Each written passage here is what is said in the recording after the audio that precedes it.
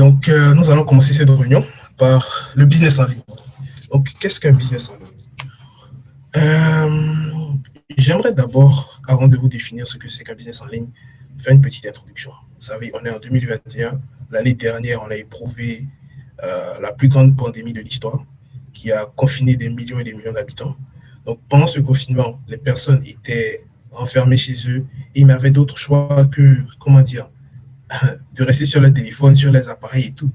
Et on a assisté à une explosion des commandes sur toutes les plateformes numériques. Uber Eats, je pense notamment à Uber Eats, où les gens commandaient leur nourriture. Je pense aussi à, je ne sais pas si vous connaissez, mais il y a Instacart qui permet de faire des achats en ligne, en fait. C'est-à-dire que au lieu d'aller à Walmart ou bien aller à Carrefour pour les Français, tu n'as jusqu'à passer une commande en ligne et ils te livrent tout ce dont tu as besoin, en fait. Tout ce que tu retrouves en magasin, tu le commandes. Et franchement, pour avoir essayé, je vous dis clairement, c'est beaucoup plus vente et donc à la production de biens et de services en ligne. Donc, c'était ça pour la définition. Maintenant, on va commencer par les avantages du business en ligne. Donc, à l'image de ce que vous voyez à l'écran, qui symbolise le dollar, l'argent, le business en ligne est une activité très rentable. Très, très, très rentable. Parce que quoi, en soi, le business en ligne, pour te lancer dedans, tu as juste besoin d'avoir une connexion Internet, d'un téléphone ou je ne sais quel autre exemple de business en ligne. Et je vais laisser Paul-Henri vous présenter le e-commerce. Donc, Paul-Henri, si tu es là, tu peux intervenir. Ok, donc bonjour à tous. Donc, je vais vous parler aujourd'hui du e-commerce. Donc, le e-commerce a connu une très grande expansion ces dernières années, comme tous les autres business en ligne. Mais quand on parle de e-commerce, les gens pensent directement au dropshipping parce que c'est vraiment la mode ces 5 dernières années. Mais le e-commerce, c'est pas forcément le dropshipping. Il y a beaucoup de choses. Donc, le e-commerce en général, c'est toutes les transactions commerciales qu'on effectue en ligne.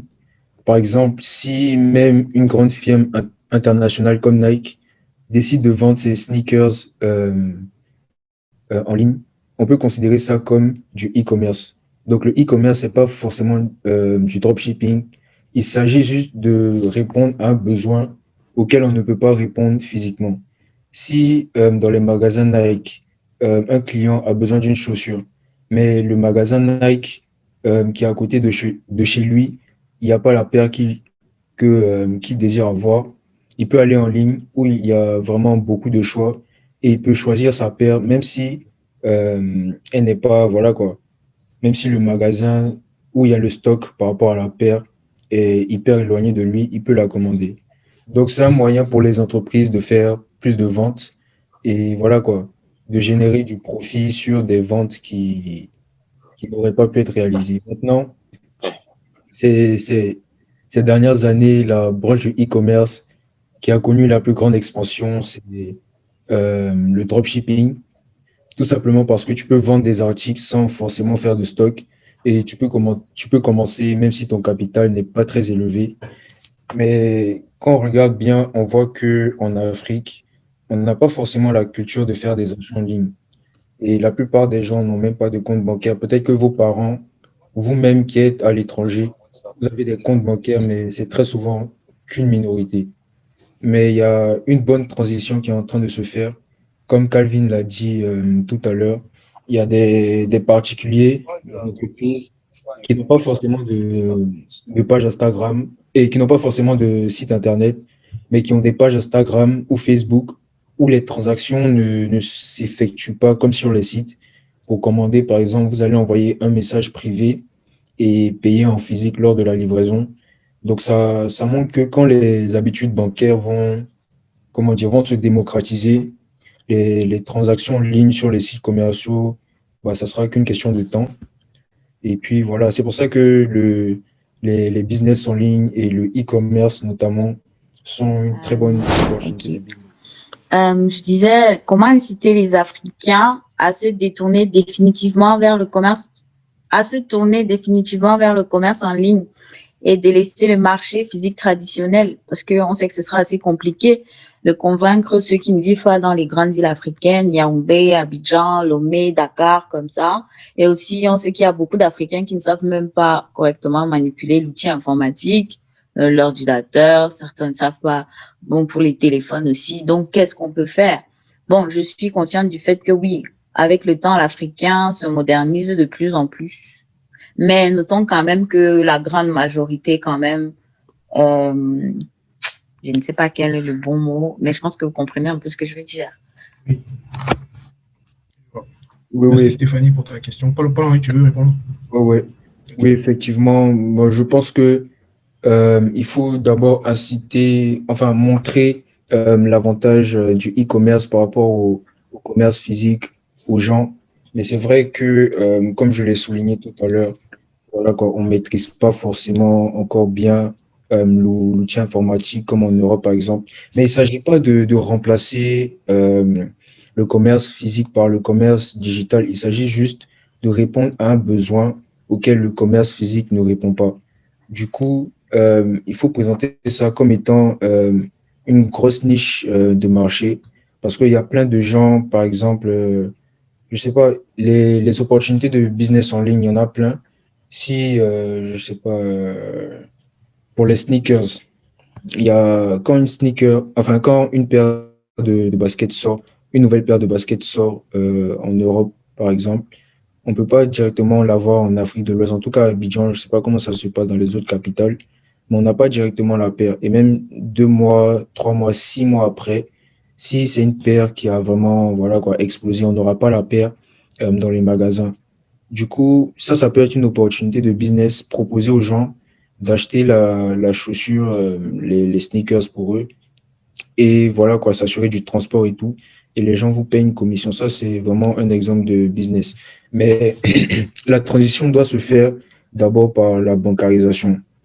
Voilà. Ouais. Et ça, c'est un facteur un peu institutionnel en mode, voilà quoi. Si le niveau de vie augmente, les gens auront plus d'argent, ils pourront pas continuer à garder l'argent, voilà quoi, physiquement. Ils seront obligés d'agir et puis de trouver un moyen plus sûr pour garder leur argent. Donc tout ça, c'est par rapport à l'évolution de la société.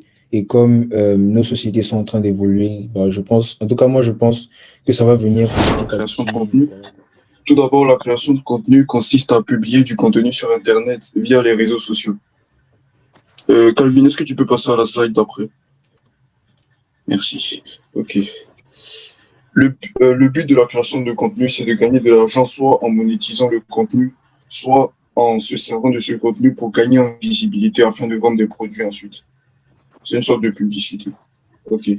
Ce contenu, ça peut être audio, comme des podcasts ou de la musique, quand quelqu'un met une de ses chansons en ligne, ou bien vidéo, comme ce qu'on voit sur YouTube ou Instagram. Et puis, il existe aussi de la création de contenu texte, sur Twitter par exemple. Les principaux réseaux sociaux utilisés sont YouTube et Instagram. Il y a aussi Twitter, Snapchat et Facebook qui sont très utilisés. Vous avez vu qu'en budget idéal, j'ai mis qu'il n'y avait pas de budget. Parce que tout dépend du contenu que vous choisissez et puis de la qualité de contenu que vous souhaitez. Par exemple, si vous souhaitez faire du contenu texte, vous n'avez pas besoin du tout de budget. Alors que si vous voulez mettre des photos, il vous faudra une caméra. Et puis les prix varient en fonction de la qualité et puis de l'efficacité des caméras. Donc il n'y a pas forcément besoin de capital besoin.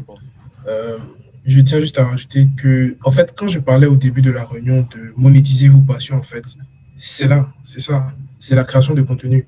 Parce que, je sais pas, je pense qu'on a tous un peu une passion qui est singulière. Pour certains, c'est le football. Ils sont tellement passionnés de foot que, voilà, tous les jours, c'est le foot, c'est le foot, c'est le sport, je sais pas. Pour certains, c'est, je sais pas, peut-être des séries, des mangas. Pour d'autres, c'est le piano, pour d'autres, c'est la cuisine, etc. Donc, tous ces thèmes-là, tous ces sujets peuvent être donc utilisés lors de la création de contenu, de ce processus de création de contenu, et peut être monétisé sur Internet. Le gars qui parle de ballon tous les jours, il peut créer, pourquoi pas, un blog où il parle du ballon, du foot. Et il y a beaucoup de marchés à explorer dedans. Si les marchés européens sont déjà utilisés, pourquoi ne pas créer un blog sur le championnat africain? Tu crées, je sais, pour la Côte d'Ivoire, par exemple, je sais qu'il y a la SEC.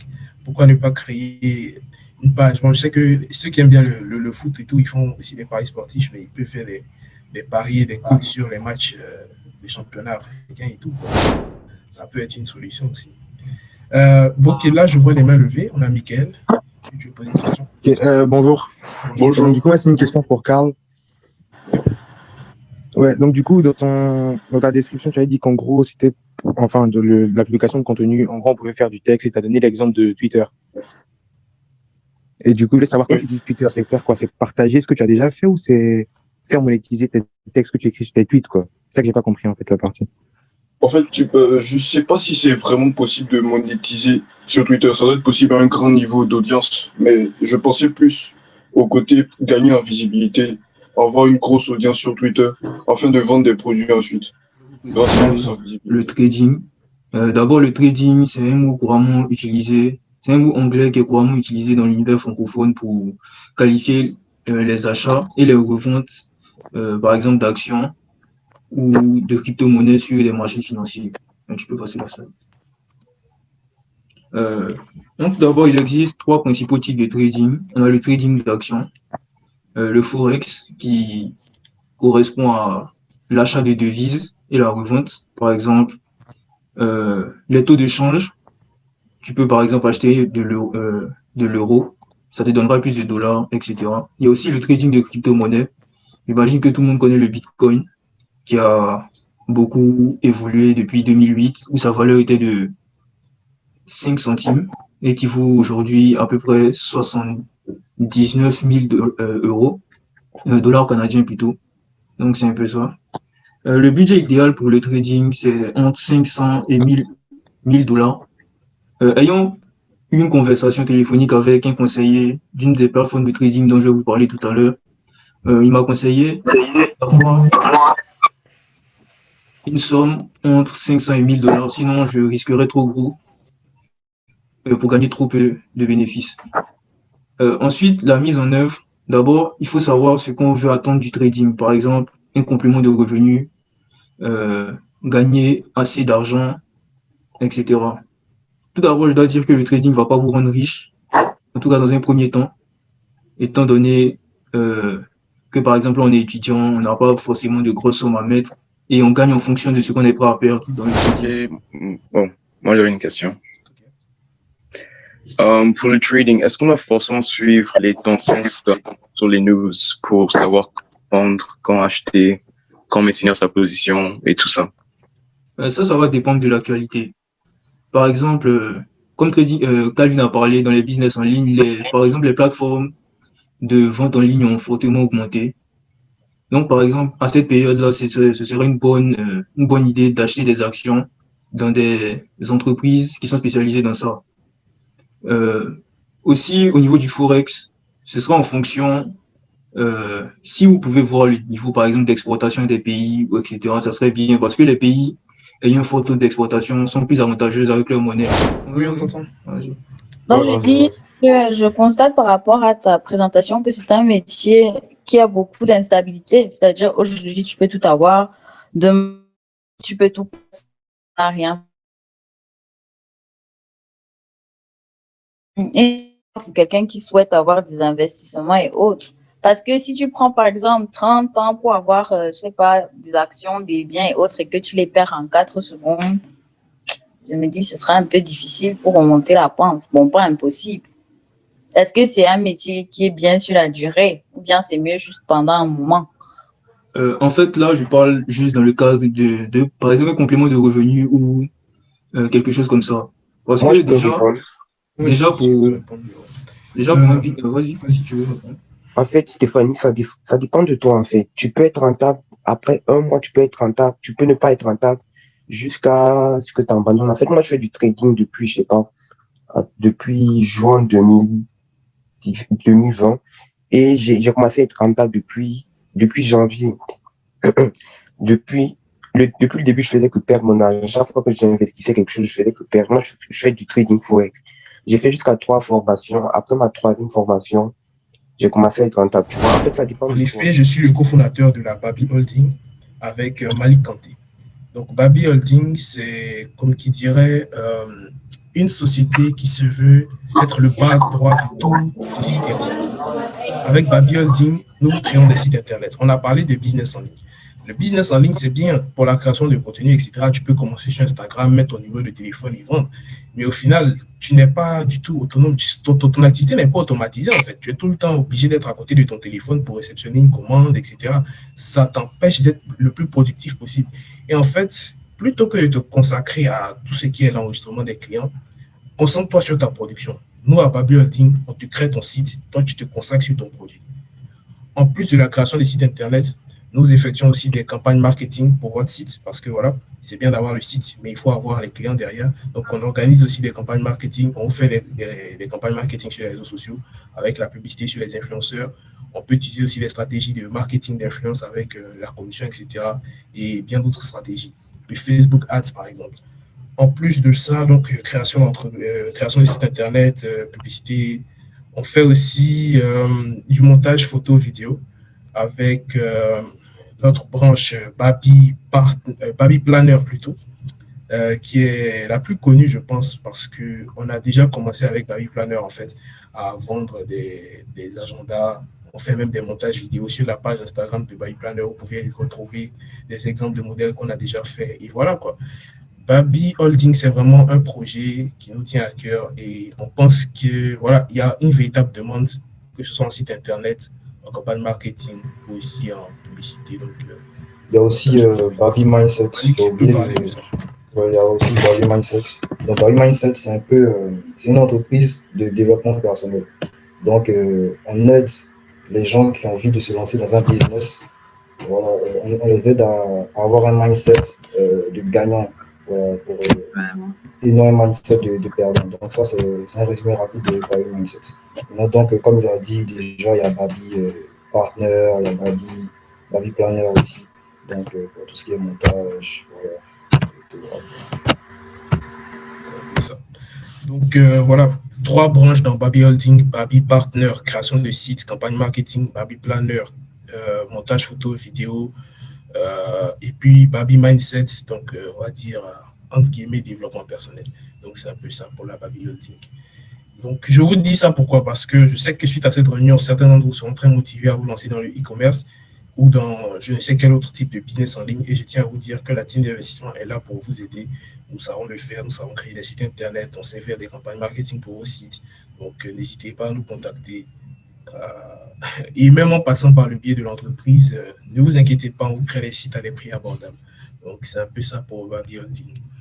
Je vais laisser maintenant Ratisbonne nous présenter son entreprise aussi, parce que c'est l'un des invités de cette réunion et c'est aussi un analyste en investissement. Donc, n'hésitez pas à le contacter après cette réunion. Donc, Ratisbonne, si tu veux intervenir. Oui, bonjour à tous. Bonjour. Vous m'écoutez bien? Oui, on t'entend. Bonjour. Ok. Alors, je suis le président de la plateforme Uduma RDC. Donc, si je passe sur Google, udumardc.com, vous allez voir la plateforme en question, le site internet. Mais à part ça, nous avons aussi cette plateforme d'ailleurs qu'on vient de projeter, là, qui est plus, pour le moment, c'est plus un peu l'électronique et autres. Mais là, nous sommes en train de développer aussi des opportunités pour avoir d'autres produits pour vendre un peu dans notre pays. Bon, je vais d'abord commencer par Uduma RDC. Alors, c'est une plateforme de vente de services en ligne. Donc, ce n'est pas plus des produits, mais ce sont des services qu'on vend en ligne. Et nous les vendons par la plateforme en faisant des réservations. Ça veut dire, si vous avez par exemple besoin d'une ménagère, besoin d'un prestataire, que ce soit une ménagère, un chauffeur, je ne sais pas, un mécanicien ou quelque chose de la sorte, vous pouvez venir sur le site internet et then vous allez juste essayer à faire une réservation du service que vous voulez et vous allez aussi proposer votre prix. Ça veut dire, vous dites, par exemple, j'ai besoin que quelqu'un vienne arranger ma télévision, elle a tel problème, et j'ai $10, par exemple, pour essayer, comme frais à payer. Si, par exemple, j'ai besoin d'une ménagère pour 30 jours juste, mais j'ai $100 à la fin du mois que je vais payer. Et par rapport aux données que vous nous donnez, que ce soit votre localisation, que ce soit votre prix, que ce soit aussi, les caractéristiques, puisque, il y a parfois des personnes qui nous disent, moi, la ménagère que je vais doit être chrétienne, doit être musulmane et autres. Selon tout ce que vous pouvez nous donner comme caractéristiques, nous, dans notre base de données, nous allons maintenant choisir la ménagère qui va le plus bien vous aller, entre guillemets. Donc, c'est un peu ça notre business en ce moment. Donc, c'est juste pour mettre en relation les prestataires de services et ceux qui sont ici à la recherche de ces services-là. Donc, les clients. Nous sommes genre un intermédiaire en quelque sorte. Et le deuxième business que nous avons, c'est le business de vente en ligne avec Like and Get. Là, c'est un business qui est plus basé, comme je vous l'avais dit au début, sur l'électronique. Ça veut dire, il y a l'électroménager, il y a autres. Mais là, nous sommes en train déjà d'introduire aussi d'autres catégories. Par exemple, nous avons le meuble et autres que nous sommes en train d'introduire.